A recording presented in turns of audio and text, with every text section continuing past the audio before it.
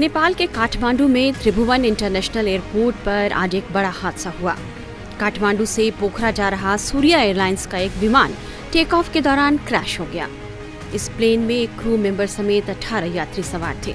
Plane में सवार 19 लोगों में से 18 की मौके पर ही मौत हो गई। काठमांडू पोस्ट के मुताबिक कई लोगों के शव बरामद कर लिए गए हैं। वहीं घायल कैप्टन एम शाक्य को गंभीर हालत में अस्पताल पहुंचाया गया है। उन्हें घटनास्थल से रेस्क्यू किया गया। वहीं हादसे में को पायलट सुशांत कतुवाल की भी मौत हो गई है। हादसे के बाद एयरपोर्ट पर धुएं का घना गुबार देखा गया। हादसे का सीसीटीवी फुटेज भी सामने आया है, जिसमें देखा जा रहा है कि टेक ऑफ करने के कुछ ही सेकंड बाद विमान हादसे का शिकार हो गया। नेपाल नागरिक उड्डयन प्राधिकरण के मुताबिक इसमें सवार लोग इंजीनियर और टेक्नीशियन थे। हादसे में मारे गए लोगों में से 17 सौर्य एयरलाइंस के ही स्टाफ बताए जा रहे हैं। काठमांडू पोस्ट के मुताबिक प्लेन ने त्रिभुवन एयरपोर्ट से उड़ान भरी। इसके कुछ ही देर बाद सुबह 11 बजे यह क्रैश हो गया। पुलिस और फायर फाइटर्स की टीम ने तुरंत घटनास्थल पर पहुंचकर रेस्क्यू ऑपरेशन चलाया। हादसे के बाद एयरलाइंस ने मृतकों की सूची भी जारी की है।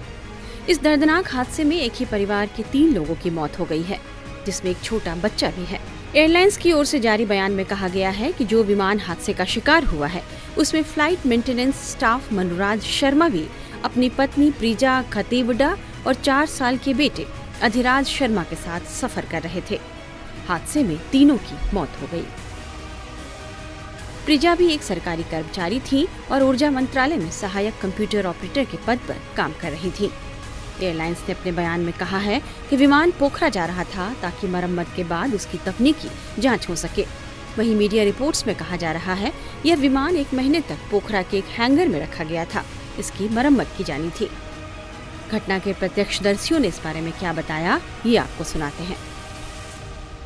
मैले थाहा पाउँदाखेरि पहिलो ड्याङ्ग गर्यो, यहाँ माथि डिलमा कन्टेनरमा लागेछ, त्यहाँबाट पछि यहाँ भित्तामा आएपछि अर्कोपल्ट नि डङ्ग। मैं सुबह यहाँ अपने गैराज में काम कर रहा था, तभी मुझे एक तेज आवाज सुनाई दी।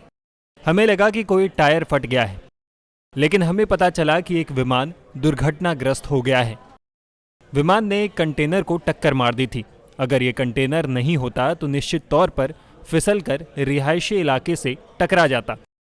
कंटेनर ने हमें बचा लिया। ये कंटेनर से टकराकर जमीन पर आ गिरा और आग से घिर गया। सबै मान्छेले हेर्यो, पुलिस आर्मीहरूले हेर्यो, तर त्यति गर्दा निभाउने कोसिस कसैले गरेन। बिहान सुन्ने भन्दा नि हामीले प्रत्यक्ष लाइभै देखेको हौं। जस्तै हामी यहाँनिर बसिरहेको थियौं काम गरेर, त्यहाँनिर चाहिँ एउटा आवाज। मैंने एक तेज धमाके की आवाज सुनी। हम में से लगभग 3 से 4 लोग यहाँ थे। हमने पहले इसे एक वाहन दुर्घटना माना, लेकिन यह एक विमान निकला जो दुर्घटनाग्रस्त हो गया था। विमान फिसलकर नीचे गिरा और रुका। पहले आवाज आई, फिर धुआं निकला और फिर आग ने घेर लिया।